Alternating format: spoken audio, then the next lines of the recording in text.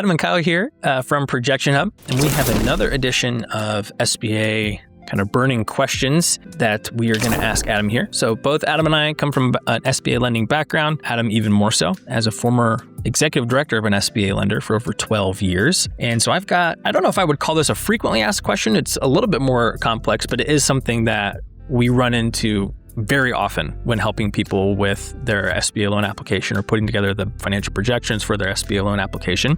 And so I'm going to ask Adam about that and kind of get his take on it. And so today's question is, can you get approved for an SBA acquisition loan for a business that does not cash flow historically? So before you explain yes or no on that, can you just put in layman's terms, what does that mean if it doesn't cash flow historically?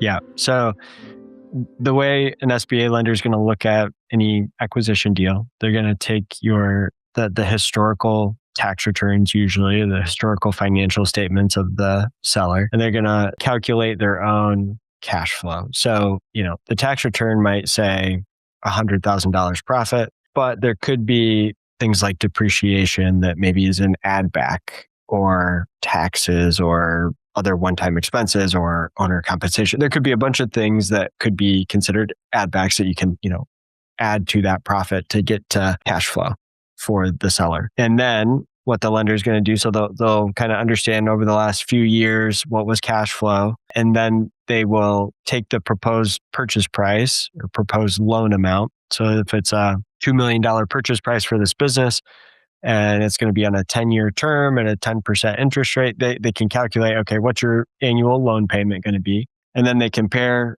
how much cash flow it's had historically compared to that proposed loan payment. And if they want you to have $1.25 of cash flow for every dollar of loan payments or debt service.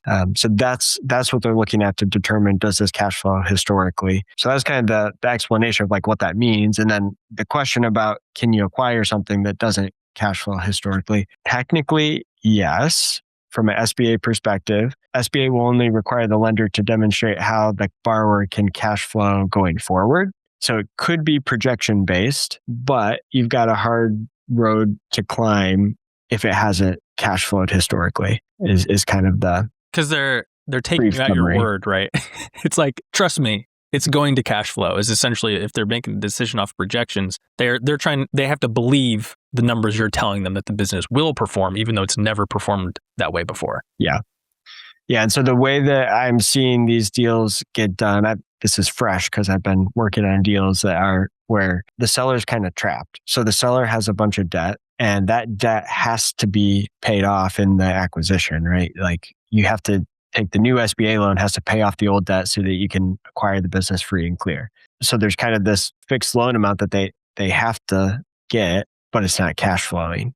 So you can't really lower the price anymore. And so the buyer is kind of, so what we've been trying to do is say, okay, well, the buyer's projection based, they're going to do so much better going forward. They're going to operate this business better. They've got better experience or whatever. And that's tough to get approved. So typically what then I've seen happen is lenders start to then say, well, what could be collateralized with real estate? So typically if you're buying real estate with the loan, or you have a personal residence, they're going to lend 85% of the value of that. They'll lend up to 85% of the value of that. So if you got $1 million of property, you could get $850,000 as an example. But in those deals where they're not cash flowing, what I've been experiencing, lenders are almost always wanting it to be fully collateralized. I think the only way you would find a situation where a lender might say, this hasn't cash flowed historically, and we don't have full collateral coverage, would be if you as the buyer are just so strong from a personal financial situation. Credit score is a given. You're going to have a great credit score, but then also a bunch of outside cash flow. So if you're if you're a surgeon, well, sure. Okay. You're both, you and your spouse are both surgeons, you've got, if one of you loses your job, you've got the other cash flow coming in. So that could be a path to a lender taking an unsecured position and being willing to do that. And if it wasn't clear, it wasn't an or there. It wasn't oh, the projections have to cash flow or there has to be real estate. It's an and, right? So it's more the projections need to be reasonable. they need to show that it can cash flow and be based in some sort of realm of reality, whether that's in add backs that will persist, or, there's a big expense you'll be able to cut out, or like something that is easy to see for a lender to agree to. And there needs to be that real estate or that collateral component. So it's not a one or the other. They're not gonna be like, well, it doesn't cash flow, but as long as we have a building, it doesn't really matter. We can just collect it. They're not making the decision based off of that. It's a combination of those two. Right. Yeah. They need to believe the plan to turn the business around, that and your experience as the buyer, and they want it fully collateralized, because they're saying, hey, the most likely scenario is this business just continues to underperform as it has been. That's like the easiest. Status quo is the easiest. So for it to do better, they don't want to put too much stock in that, and they're gonna ask for extra, all the collateral they can get. Like, for example, we were working on a business plan or something for an acquisition recently, and I think the business was cash flowing okay, but they had mentioned a big optimization they wanted to do, is that the previous owners had been like paying for the employee lunches or something like that. And they're like, oh, if we just cut that out day one, that's a bunch of money back in our pockets. But then I think it was like the section below that, they're like, a very key component of this acquisition working is retaining the employees.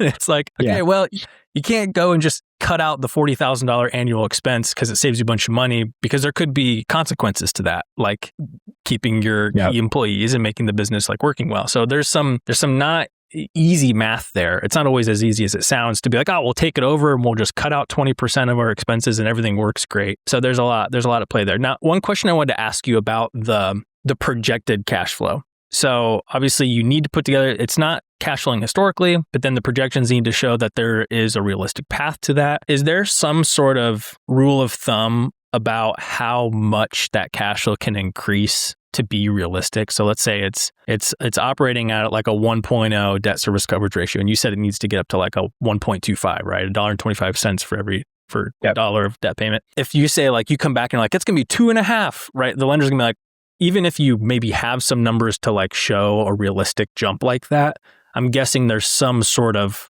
stretch there that just doesn't make sense. So like, if you're looking at a business that's way underperforming historically cash flow, maybe no matter what you can show them, it's not going to make sense. Like, do you have any sense for like how much that can change from historical to projections to be believable? Yeah. So that's a good question. One thing I would say is you don't need to be more aggressive than you need to be with the projection. So like, even if your internal plan is like, I think I can get this to be a 2.5 debt service coverage ratio, and we're going to be so much more profitable. That's great. You don't need to assume that in the projections. Like, the lender is not going to require you to do that. And so doing that in your projections just invites more scrutiny and questions, and that's not believable type of thing. So I would say just make it as good as you need it to be, is one.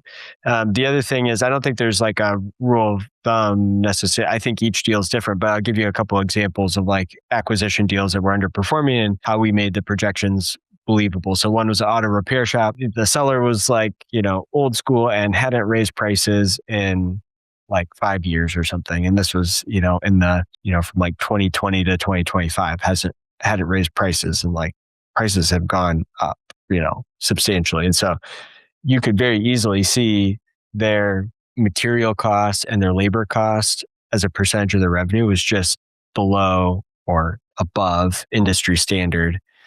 Basically their margins were worse than industry standard. So they were just not charging enough. Their cost of goods sold was going up. Their labor cost was going up. They're paying their employees more because they had to. They're paying more for parts because they had to. They didn't raise their prices for these services, and it's just eating into their margins. So that was a pretty easy case to make and say, hey, we're just going to get up to like industry standard margins here. We know we're underpriced compared to the shop down the street for the same service. We're already busy. In this case, it was like, we've got a backlog of customers. Everyone wants to come to us because we're undercharging. Mm-hmm. So that was a good example of reasonable adjustments. Another was an event venue where they were only a wedding event venue. They're only selling events on like Saturdays. That's a busy season. That's the most, the easiest to sell. And so the buyers were coming in saying, hey, we're gonna unlock some sales on Fridays and Sundays. We think we'll be able to do some weddings. That is probably not equal to the amount that we're doing on Saturday, but we think we'll be able to do some. And you could look up, use your favorite AI tool. I did this, use your favorite AI tool and like ask like typical wedding venue, how many off Saturdays are they selling? And yeah, you could make a case for why you should be able to sell some. If you're selling out your Saturdays, which the seller, I think, had all the Saturdays booked. So surely they'll be able to sell some, even if it's at a discount on Fridays and Sundays. So yeah. And just those changes in those two examples were enough to like reasonably get the projections up to a point that it cash flowed on a projected basis. So as you can see by this kind of situation, not everybody is, I wouldn't call it a commonly asked question, but it is a common issue that we run into and we see when looking at and helping people with, SBA acquisitions. And so if you're sitting out there and you're considering a deal and it's, I think what makes this tricky is that a lot of people that are considering buying a business, they see the opportunity in the underperforming business and it feels like a no-brainer because they're like, well, if you just do this and you just cut out this, then the business works.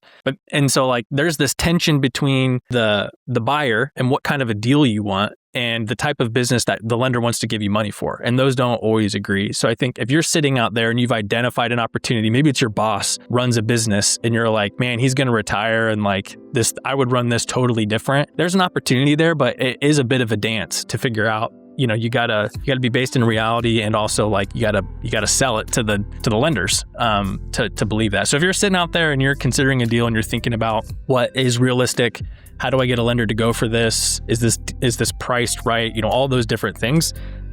We offer a free SBA kind of expert review where you'll fill out just enough questions in a form of ours. Again, it's totally free. And you're going to get this kind of exact analysis from Adam directly to you. So he'll be able to kind of see the bones of the deal you're looking at. And he'll be able to ask you some questions and just kind of give you a quick take on like, yeah, this is going to need some changes, or this is going to be hard, or like a lender might go for this, and just kind of give you that feedback. So that's linked down below.